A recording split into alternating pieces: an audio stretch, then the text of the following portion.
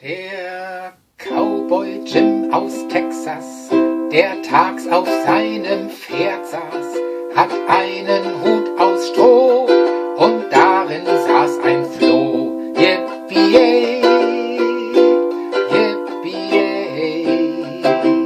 yippie.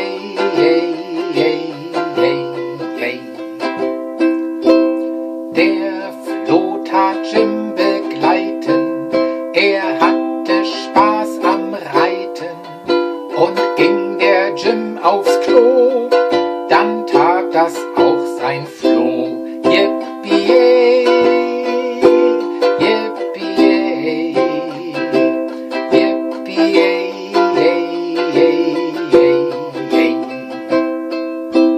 Der Jim, er hat viel Mühe, er hütet 100 Kühe, da kommt er oft in Schweiß und ruft, ach was n Scheiß. Yippie, yippie, yippie.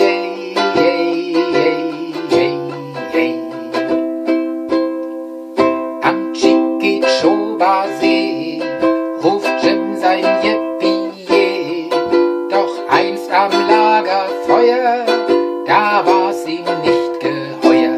Yippie, yippie, yippie.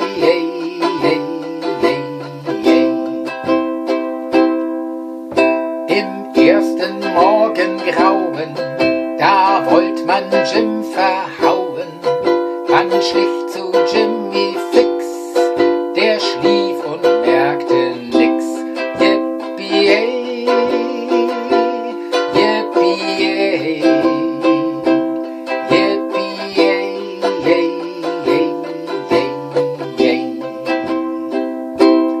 Der Floh, der hört es trappeln, tat sich auch gleich berappeln und stach als echter Floh den Cowboy in den Po. Yippie, yippie, yippie.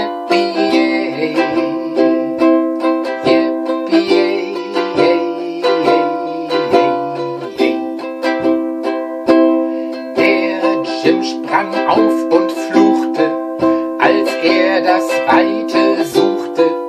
So war's nix mit Verhauen im ersten Morgengrauen. Yippie, yippie, yippie.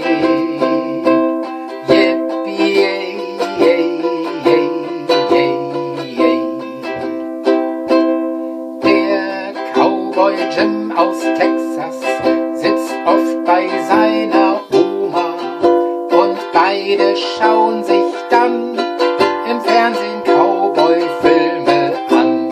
Yippie, yippie, yippie.